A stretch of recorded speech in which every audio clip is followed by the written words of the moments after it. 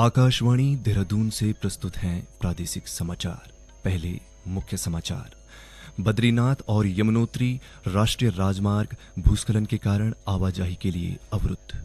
संयुक्त संसदीय समिति ने वक्फ संशोधन विधेयक 2024 पर लोगों से सुझाव आमंत्रित किए। राज्य सरकार ने सीमांत पिथौरागढ़ जिले के 4 आंतरिक संपर्क मार्गों के निर्माण के लिए 1 करोड़ 16 लाख रुपए स्वीकृत किए। और पासपोर्ट सेवा प्रोजेक्ट के डेटाबेस के अपडेट के चलते प्रदेश के 6 पोस्ट ऑफिस पासपोर्ट सेवा केंद्र 30 अगस्त को बंद रहेंगे। नमस्कार, दोपहर समाचारों के साथ मैं आशुतोष।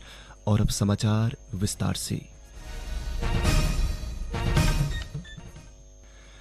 बद्रीनाथ राष्ट्रीय राजमार्ग चमोली जिले के नंदप्रयाग में एक बार फिर से मलबा आने से वाहनों की आवाजाही के लिए अवरुद्ध हो गया है। यह मार्ग कल दोपहर में 5 दिनों के बाद वाहनों के आवागमन के लिए सुचारू किया गया था। वहीं जिले में सिमली ग्वालदम राष्ट्रीय राजमार्ग नलगांव के समीप भूस्खलन के कारण अवरुद्ध है। उधर यमुनोत्री राष्ट्रीय राजमार्ग पर भी उत्तरकाशी जिले के जानकी चट्टी के पास आवाजाही बाधित है। यह मार्ग पिछले 25 अगस्त को भारी बारिश और भूस्खलन के कारण यातायात के लिए अवरुद्ध हो गया था। मसूरी से कैंपटी जाने वाली सड़क का एक हिस्सा कल रात सिया गांव के पास भारी बारिश के कारण हुए भूदसाव से क्षतिग्रस्त हो गया, जिससे यह मार्ग यातायात के लिए बंद हो गया। राजमार्ग की मरम्मत का कार्य संबंधित विभाग द्वारा किया जा रहा है और इसे छोटे वाहनों के लिए सुचारू कर दिया गया है।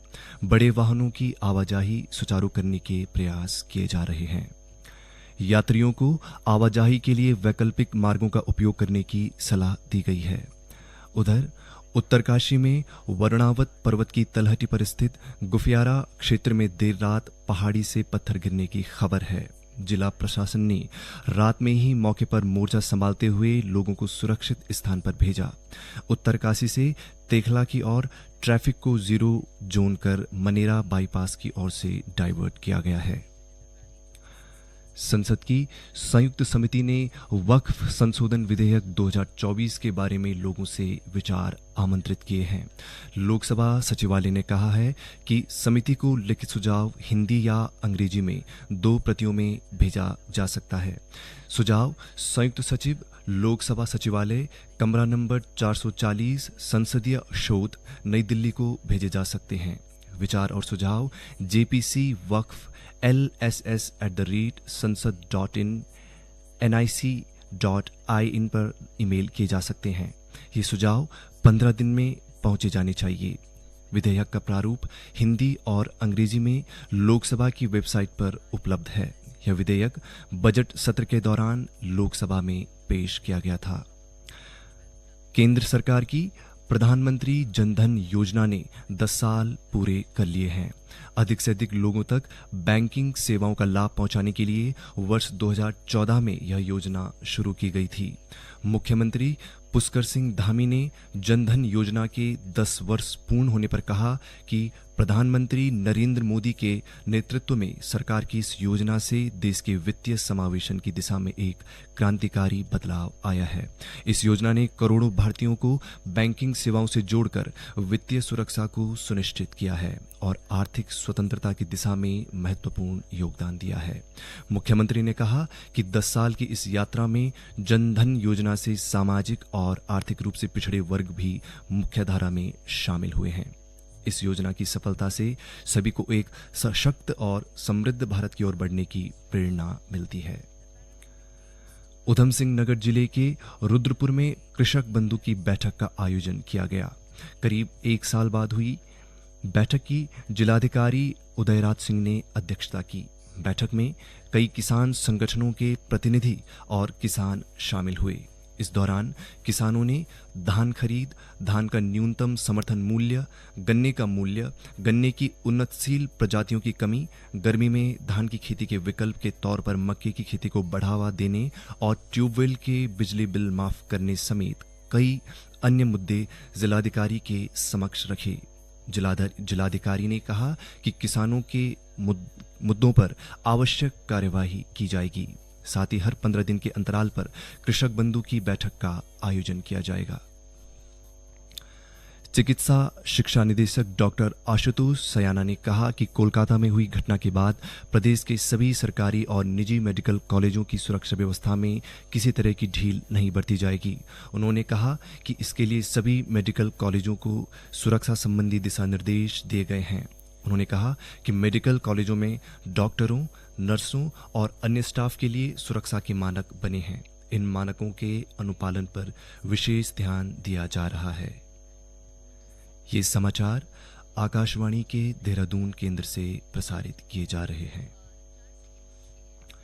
राज्य सरकार ने सीमांत पिथौरागढ़ जिले के 4 आंतरिक संपर्क मार्गों के निर्माण के लिए 1 करोड़ 16 लाख रुपए स्वीकृत किए हैं।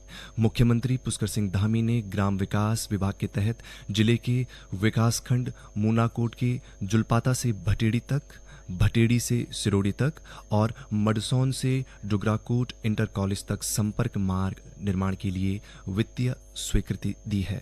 इसके साथ ही मुख्यमंत्री ने विधानसभा क्षेत्र डीडीहाट की ग्राम सभा 12 से हाई स्कूल तक आंतरिक संपर्क मार्ग निर्माण के लिए भी वित्तीय स्वीकृति प्रदान की है।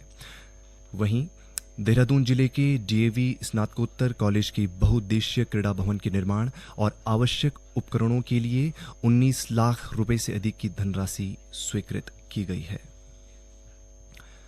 पासपोर्ट सेवा प्रोजेक्ट के डेटाबेस को अपडेट करने के कारण पासपोर्ट सेवा केंद्र देहरादून सहित प्रदेश के 6 अन्य पोस्ट ऑफिस पासपोर्ट सेवा केंद्र 30 अगस्त को बंद रहेंगे। क्षेत्रीय पासपोर्ट अधिकारी विजय शंकर पांडे ने बताया कि यह एक विशाल तकनीकी अभ्यास है, इसलिए पासपोर्ट सेवा 30 अगस्त को अनुपलब्ध रहेगी। उन्होंने कहा कि इसके दायरे में देहरादून के क्षेत्रीय पासपोर्ट अधिकारी कार्यालय के साथ ही पासपोर्ट सेवा केंद्र देहरादून, रुड़की, श्रीनगर, रुद्रपुर, काठगोदाम, नैनीताल और अल्मोड़ा के पोस्ट ऑफिस पासपोर्ट सेवा केंद्र आएंगे। सर्वोच्च न्यायालय द्वारा गठित राष्ट्रीय कार्यबल एनटीएफ चिकित्सा कर्मियों की सुरक्षा के लिए अल्पकालिक उपायों पर चर्चा करने के लिए राज्य के मुख्य सचिवों और पुलिस महानिदेशकों के साथ बैठक करेगा। केंद्रीय गृह और स्वास्थ्य सचिव वीडियो कॉन्फ्रेंसिंग के माध्यम से बैठक की सह अध्यक्षता करेंगे। इससे पहले कल नई दिल्ली में कैबिनेट सचिव की अध्यक्षता में एनटीएफ की पहली बैठक आयोजित हुई। बैठक में सुरक्षा उपायों सहित विभिन्न मुद्दों पर विस्तार से चर्चा हुई और कार्यबल के सदस्यों ने अपने सुझाव भी पेश किए। इस वर्ष देश में खरीफ फसल की बुआई रकबे में उल्लेखनीय वृद्धि हुई है। अब तक कुल 1065 लाख हेक्टेयर से अधिक क्षेत्र में खरीफ फसल की बुआई हुई है।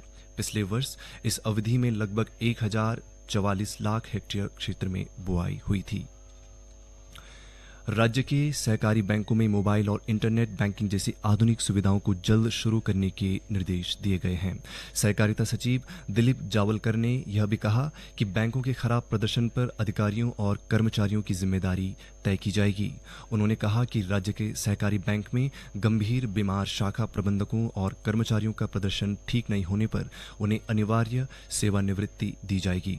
देहरादून के सहकारी बैंक के कैंप कार्यालय में हुई बैठक में श्री जावलकर ने कहा कि एनपीए वसूली में कर्मचारियों की जवाबदेही तय की जाए। उन्होंने एनपीए वसूली के लिए पुलिस की मदद लेने को कहा। बैठक में सचिव जावलकर ने सरकारी कर्मचारियों और ग्राहकों को बैंक में खाता खोलने के लिए आकर्षित अभियान शुरू करने के भी निर्देश दिए। केंद्रीय शिक्षा मंत्रालय की ओर से राष्ट्रीय शिक्षक पुरस्कार के लिए चयनित शिक्षकों के नामों की घोषणा कर दी गई है।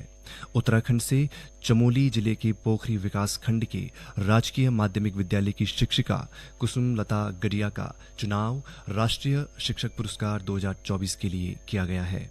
उन्हें शिक्षक दिवस पर 5 सितंबर को नई दिल्ली में राष्ट्रीय शिक्षक पुरस्कार से सम्मानित किया जाएगा। उत्तराखंड भारतीय चिकित्सा परिषद ने आयुर्वेद पाठ्यक्रमों में प्रवेश के लिए आवेदन की तिथि 15 सितंबर तक बढ़ा दी है। परिषद की रजिस्ट्रार नर्मदा गुसाई ने बताया कि परिषद से मान्यता प्राप्त 28 पैरामेडिकल कॉलेजों में आयुर्वेद फार्मासिस्ट, नर्सिंग समेत विभिन्न पाठ्यक्रमों के लिए राज्य कोटे की सीटों पर प्रवेश के लिए आवेदन प्रक्रिया चल रही है। पहले परिषद ने आवेदन के लिए 30 अगस्त की तिथि निर्धारित की थी। इसे बढ़ाकर अब 15 सितंबर तक कर दिया गया है। उत्तरकाशी में महिला सतत आजीविका योजना के अंतर्गत महिलाओं को एलईडी बल्ब बनाने का प्रशिक्षण दिया जा रहा है।